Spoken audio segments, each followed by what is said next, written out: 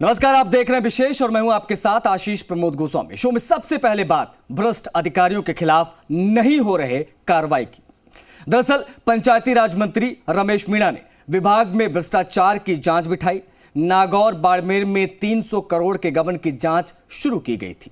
जयपुर, करौली, कोटा, पाली, उदयपुर में भी अनियमितता के मामलों को मंत्री जी पूरी तत्परता से उठाए, लेकिन मंत्री जी सिर्फ जांच पर जांच करा रहे हैं। अब सवाल यही है कि दोषियों के खिलाफ कार्रवाई कब होगी। हैरानी की बात तो यह भी है कि अब तक किसी भी मामले में कोई कार्रवाई हुई नहीं है, सिर्फ और सिर्फ जांच चल रही है। ऐसे में सवाल उठ रहे हैं कि क्या मंत्री जी के विभाग में नहीं चल रही उनकी, या आरोपों में कोई दम नहीं है। दोनों पहलुओं पर हमारी रिपोर्ट देखिए।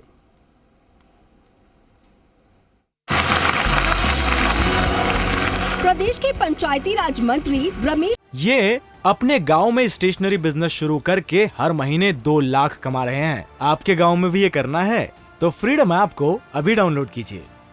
मीणा जहाँ जहाँ जाते हैं वहाँ वहाँ तहलका मचता है। कई बार तो मंत्री जी के तेवर अफसरों के लिए भारी भी पड़ जाते हैं। बीते मंगलवार को मंत्री रमेश मीणा ने बीकानेर कलेक्टर भगवती प्रसाद कलाल को भरे सभा से बाहर का रास्ता दिखा दिया। अपने तीखे तेवर से पहचान रखने वाले मंत्री रमेश मीणा का कुछ इसी तरीके का अंदाज रहता है और कुछ इसी अंदाज में जिलों में विजिट के दौरान मंत्री रमेश मीणा ने भ्रष्टाचार के मामलों में जांचें तो बैठाई, लेकिन कार्रवाई आज तक नहीं हुई है। हमारा 21 तारीख को 1 वर्ष पूरा होगा जब से मुझे विभाग मिला है। तो आज पूरे राजस्थान में आप किसी भी जिले में जाएंगे, मैंने 20 जिलों के दौरे किए हैं और वहाँ की अब रिपोर्ट MNBC के माध्यम से या हमारे अधिकारियों को भेजते हैं तो गुणवत्ता में भी सुधार हुआ है। सरपंच अच्छा काम करने लगे, अधिकारियों को भी लगा है कि अब काम करना पड़ेगा। तो एक तरह से एक ऐसा बदलाव आया है इस राजस्थान में। पहली बार लोग कहने लगे हैं, आम आदमी, कि विकास हो रहा है, काम हो रहा है, हमारी बात को सुना जा रहा है। जांच पर जांच, नहीं आई कोई आंच। नागौर में तालाब निर्माण कार्यों में अनियमितता की जांच। खेल मैदान में मिली अनियमितता की जांच। जयपुर पंचायत समिति जालसू की भूतल ग्राम पंचायत में 25 लाख के गबन की शिकायत पर जांच कराने के आदेश दिए। जैसलमेर में सभी कार्यों का निरीक्षण करके विभाग को रिपोर्ट पेश करने के निर्देश दिए।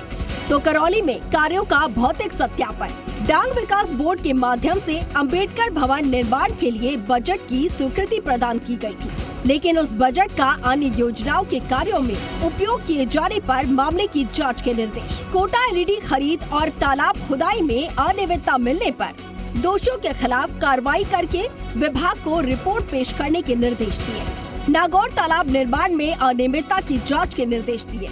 तो खेल मैदान ने अनियमितता के लिए स्टेट कमेटी बनाकर जांच के निर्देश दिए। पाली में जल ग्रहण के कार्यों की जांच की रिपोर्ट पेश करने के निर्देश दिए। जिले के विभागीय योजनाओं के कार्यों का भौतिक सत्यापन करने के निर्देश दिए।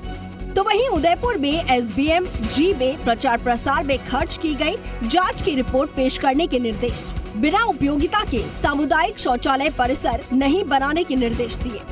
बाड़मेर में मनरेगा के तहत टाका निर्माण कार्यों में लेवलिंग के नाम पर अनियमितता की जांच नहीं करने पर कार्यकारी अधिकारी को जवाब तलब किया।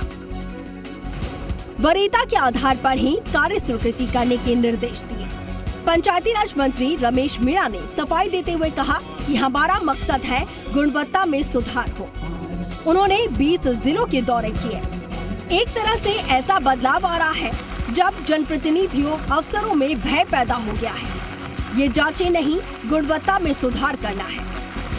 लोगों में जो जनप्रतिनिधि उनमें भी ये भय पैदा हो गया है कि अब अच्छा काम करना पड़ेगा। काम तो वो पहले ही करते थे, लेकिन अच्छा करना पड़ेगा, समय पर करना पड़ेगा। और अधिकारियों ने भी मान लिया है कि काम समय पर नहीं करेंगे तो हमारे खिलाफ कार्रवाई हो सकती है। तो हमने जो सुधार का कार्यक्रम जो चलाया है कि हम इसलिए भेजते हैं कि जांचें नहीं है, हम एक सुधार के रूप में वहाँ इंस्पेक्शन कराते हैं। रैंडम रूप से वहाँ पता लग जाता है कि भाई यहाँ के जिले के विकास की स्थिति क्या है, यहाँ गुणवत्ता कैसी है। लेकिन सवाल ये उठ रहे हैं कि मंत्री के जांच के आदेशों के बाद भी दोषी भ्रष्ट अफसरों पर कार्रवाई क्यों नहीं हो रही है? क्या विभाग में मंत्री जी की चल नहीं रही है, या फिर अफसर मंत्री के आदेश समझ नहीं पा रहे हैं? या फिर मंत्री के आरोपों में ही दम दिखाई नहीं दे रहा है? आशीष चौहान, जी मीडिया, जयपुर। ये अपने गांव में स्टेशनरी बिजनेस शुरू करके हर महीने 2 लाख कमा रहे हैं। आपके गांव में भी ये करना है तो फ्रीडम ऐप को अभी डाउनलोड कीजिए।